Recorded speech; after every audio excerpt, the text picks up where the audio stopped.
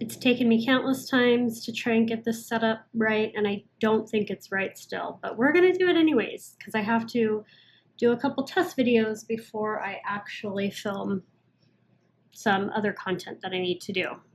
So today's video is probably going to be a little chatty, if you don't mind. I am going to talk about scraps. Pardon this, I was untangling the dangle from the side. We are going to talk about how to use all those strips that we all accumulate during our paper crafting, art journaling, junk journaling, etc. I have a whole little packet of just strips. I separated all my scraps the other day so that I could easily find what I was looking for, because I want to show you how to make something that I think is super fun, super easy, and no sew unless you want to. But it's basically for the edges of your journals, your junk journals, your creative planners, your junk planners, your art journals. I love a chunky little frilly edge. Actually, I'll use this book I just pulled out. I love all of the stuff sticking out of the edge, but it's kind of a pain sometimes to do that page by page and take it over to your sewing machine if you don't have your sewing machine right next to your workstation. So I'm gonna show you a quick and easy way to use up your scraps, not only your strips, but your regular straps too. And we are going to make, I don't even know what to call them, edge fluffies? I don't know. Basically strips to put on the edge of your journal so that, I'll show you an example, so that you can have a fluffy edge. So here's one of them I made, just literally a bunch of scraps. And I used 2 strips of paper, and then I glued everything on the edge, and then when I'm ready to use it, I could just glue it on the inside of my junk journal, and then when it's closed, I don't know if you can see that, it sticks out. And it's double-sided, so you can see. Oops, well, that was glued together.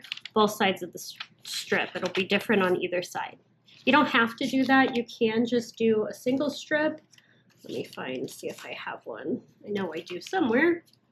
Here it is. It doesn't have any fabric or anything on it, but I just did like a snippet strip, I guess, and then you can either like stick it over the edge or however you want to do it. So I'll show you a couple that I made the other day, just messing around with scraps. So I made this one, and these strips happen to be the perfect length for my art journal, my composition book journals, because they were the cutoffs from a book club project I was doing. So, and I just glued all kinds of random chunky stuff because I'm not going to put this on until I'm ready to be done with the page. I did this one. I glued some beads right there just because they were sitting in front of me. So it's a really good way to use strips of fabric, paper scraps that you would normally throw away. I don't like throwing away any of that. This one actually does have sewing on it. This I made a long time ago, and you can tell I stitched all the way down when I was done with it. You can see the stitching on the inside. I do like to put these on my junk journals that I sell as a removable piece in case you want to put it on a different page. And then I think this one's my favorite. You can even attach them with paper clips. Did I already say that? I had some word beads that wait, my camera's backwards, so I'm gonna have to flip all of this. And then you can just take that off. I did a paper button over here, and then you can put it on your strip. I don't know if you need an actual tutorial for this because it's pretty easy, but we're gonna do it anyway. So first thing, and I don't measure anything, I just make them as I need them or as I want to get rid of strips. And like these strips are a little too wide. I probably would maybe, if I was going to use these strips, just fold this in half lengthwise, because otherwise you have a really chunky strip. It would be twice that. So we're going to put those to the side. We're not going to use those right now. Let's use, find some skinnier ones here. You can even use your collage strips that you have, which is nice. Where is, oh, my cat's jumping up to make an appearance, I think. No, she's just gonna sit behind me. Okay, we'll use these, because why not? Usually the first thing I do is attach these together, and you can use washi tape, you can use fabric, you can use another piece of paper. It doesn't really matter what you use, but you definitely want it to be attached down the middle so that you can fold it. So I will leave a little bit of a gap, and I will find some masking tape, and I'm going to do this on the inside. You can do it on the outside. It doesn't really matter. It just adds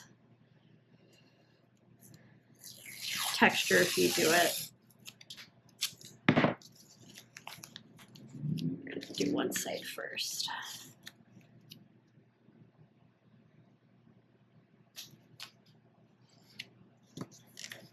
All right.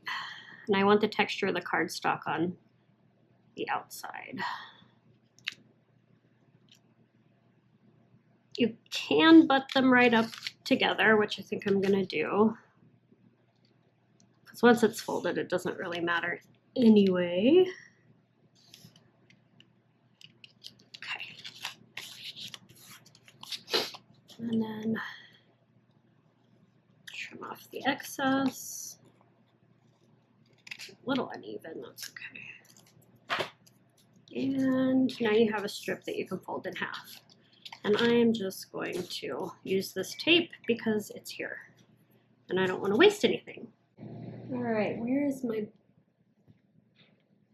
box of scraps? Ah, here it is. So I have my little box here of all kinds of fun scraps. And I'm not really giving this much thought. I'm just pulling out pieces and a glue stick, if I can find one here. Actually, I'm going to use what's left of my reptile glue. And you definitely want to leave things hanging off the edge because that's what's going to give it dimension and that fluffy little edge. However, this is the edge, where the fold is where it's going to be sticking out of your journal. So I try not to put anything that folds there until the end, and I'll show you why in a second. Well, when I'm done with this one. Oops. You can use a glue stick, you can use tape, you can staple it, it doesn't matter.